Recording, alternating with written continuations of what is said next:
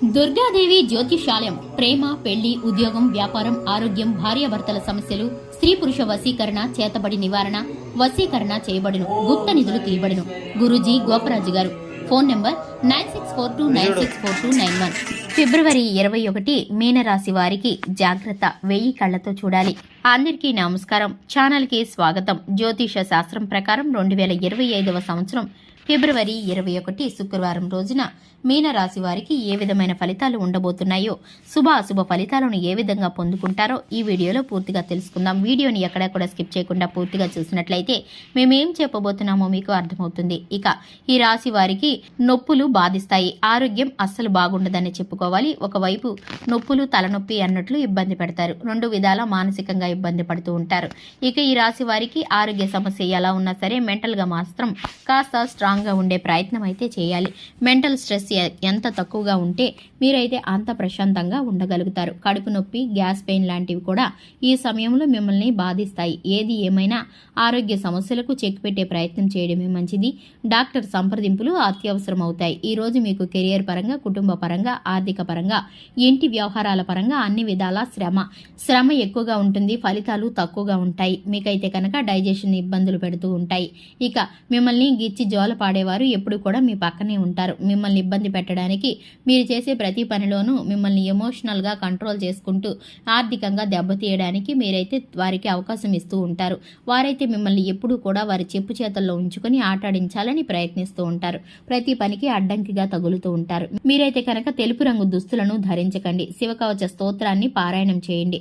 ఇక మీకైతే ఉన్నటువంటి దివ్యమైన తిథి కారణంగా మీరైతే మంచి ఫలితాలను ఈ రోజు పొందుకోబోతున్నారని చెప్పుకోవాలి. ఇక ఈ రాశి వారికి రోజంతా శుభప్రదంగా సాగటానికి విష్ణు దేవాలయ దర్శనం కానీ, రామాలయ దర్శనం కానీ చేసుకోవాలి. తీర్థ ప్రసాదాలు స్వీకరించిన తర్వాత దినచర్యను ప్రారంభం చేస్తే అంతా శుభమే కలుగుతుంది. ఈ రోజంతా మనం ఓం నమో వాసుదేవాయ నమః అనే మంత్రాన్ని జపిస్తూ ఉండాలి.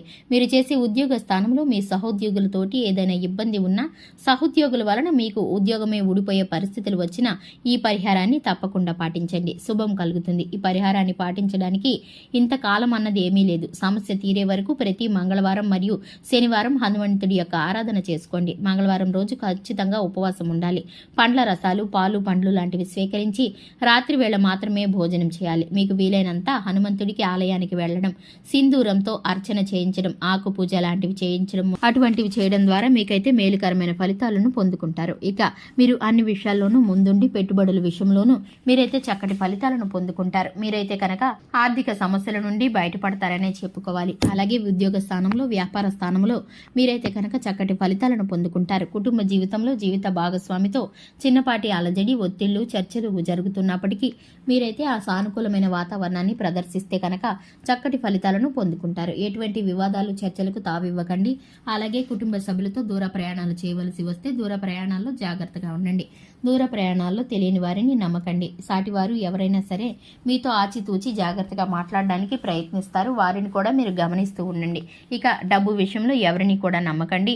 మీరైతే కనుక ఆర్థికంగా ఎవరికైనా సహాయం చేయవలసి వచ్చినా, షూరిటీ సంతకాలు పెట్టవలసి వచ్చినా, మధ్యవర్తిత్వంగా ఉండవలసి వచ్చినా వారు మీకు నమ్మకస్తులై వారి మీద మీకు పూర్తి నమ్మకం ఉంటేనే మీరైతే కనుక ఈ విషయంలో కుటుంబ సభ్యులతో 1కి 10 సార్లు చర్చించి నిర్ణయాలు తీసుకుంటే మంచిది.